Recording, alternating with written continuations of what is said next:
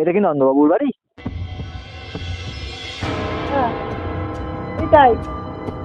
কেন, কি দরকার? নমস্কার। নমস্কার নন্দবাবু। শুনতে পাচ্ছি দুটো ছায়ামূর্তি আসা যাওয়া করছে। আপনারা দেখুন না ওরা কি বলতে চাচ্ছে। কে আপনি? তোরা কোথায় উঠেছিস জানিস? এই তুই কে রে? এখান থেকে ফুটে যা, নাহলে কিন্তু তোর কপালে বহুত কষ্ট আছে।